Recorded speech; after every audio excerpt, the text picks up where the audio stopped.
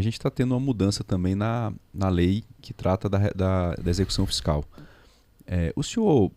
Se o senhor fosse Deus e pudesse mudar a legislação da execução fiscal, quais seriam as principais modificações que o senhor faria na norma? Assim? O que você considera que poderia efetivamente revolucionar o sistema de execução fiscal para melhor, né? Para que ele fosse efetivamente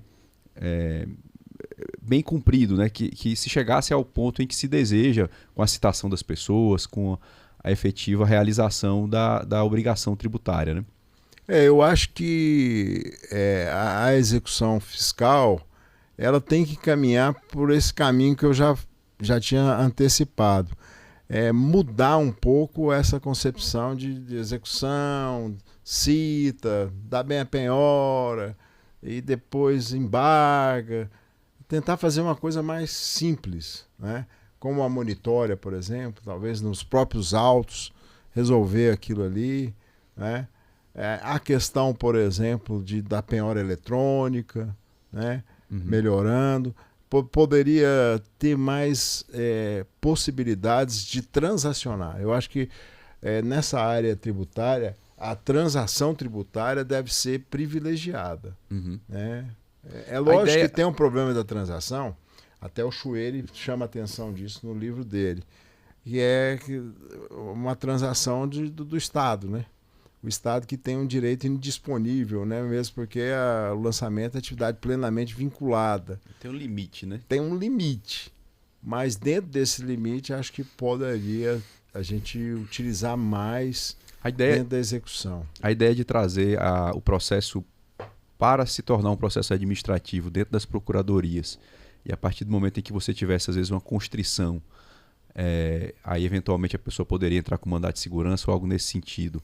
Me parece que está evoluindo para isso. O que o senhor pensa sobre esse tema? Eu acho isso interessante. É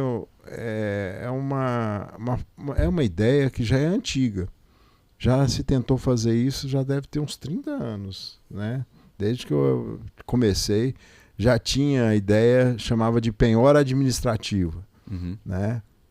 Tinha um procurador da Fazenda, Leon, e o nome é complicado, estrangeiro. Ele era professor também na minha época mais jovem. Ele era um dos baluartes aí da defesa dessa penhora administrativa. Agora, a gente precisa também, um dos problemas do contencioso, me parece, é o processo administrativo.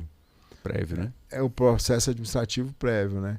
O Simão já trabalhou no CAT, sabe que ele muitas vezes é um processo muito formal e às vezes ele demora muito, porque se a administração não tem uma boa estrutura, né? Se não dá uma boa estrutura, né? Ele demora muito, ele fica muito moroso. Né? E aí quanto mais distante do fato gerador, mais difícil a recuperação desse crédito. Né? Quanto mais distante do fato, mais difícil, né? Porque eu até falava exatamente isso que você está falando aí na aula de segunda-feira lá na Federal. Quer dizer, é difícil de cobrar, porque vai ocorrer. Não vai ocorrer a decadência nem a prescrição, porque o processo está tramitando, tem impugnação, está suspenso. A exigibilidade do crédito, portanto, está suspensa a prescrição. Mas já houve a autuação, já não tem mais de se falar em decadência, fica aquele prazo que não tem nada. Talvez tivesse que mexer nisso aí para obrigar a própria administração. Hoje não tem prescrição intercorrente, né? No âmbito administrativo. Exatamente, uma prescrição intercorrente na administração. Alguma coisa que conduzisse o administrador a investir mais naquilo ali, né? A fazer uma administração tributária mais rápida, uma administração tributária mais célere. Né? Então, eu acho que poderia ser nesse sentido. Agora, para ficar como está hoje, seria trocar a morosidade da execução fiscal para a morosidade da processo administrativo. Aí trocar 6 por meia dúzia. Me parece que aí não seria, seria grande vantagem. Né? Acho que a gente até, o Adriano também estava comigo, acho que a Marília também, um evento do Fisco Estadual, do Conselho Administrativo Tributário e os auditores fiscais do Estado. conversando no contexto da reforma tributária, eles falando bastante também sobre autorregularização, dar oportunidade para o contribuinte corrigir, né, qualquer equívoco na interpretação do FIS, porque de fato a ideia só do auto de infração, e isso eles colocaram, auditores fiscais que entraram no fisco estadual na década de 90, eles colocaram, olha, quando nós entramos no fisco, a vedete ou o galã, digamos, era o auto de infração. Então nós trabalhávamos incansavelmente para autuar, era para descobrir oportunidades, no bom sentido, né, encontrar situações que a gente entendia que eram passíveis de autuação. Mas a recuperação do crédito tributário é baixa, a distância entre o fato em si e o julgamento administrativo, depois da execução fiscal, quer dizer, está cada vez mais longo, os índices, né, colocam o índice de recuperação do crédito baixíssimo. Baixíssimo. Então, estão partindo então, para essa ideia de composição, né, de orientar, de dar oportunidade para o contribuinte corrigir, retificar as obrigações, alterar, né, algum dos fundamentos ali da apuração em si. E isso vai caminhar aí para outras situações, composição com transação. Então, acho que essa ideia de não estar em polos opostos e sim trabalhar para dar oportunidade para corrigir, dada a complexidade da nossa legislação, tem que ter essa perspectiva que é extremamente complexa. A gente pode depois até abordar a questão da reforma tributária, a pessoa que está mudando tudo, né, no consumo. Mas acho que está caminhando muito nesse sentido, né? Autorregularização, oportunidade para, e depois que já aconteceu, procurar transacionar.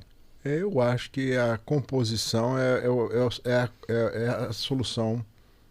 A tecnologia, que nós já estamos trabalhando nela, já estamos melhorando, acho que a tecnologia pode ajudar muito, né?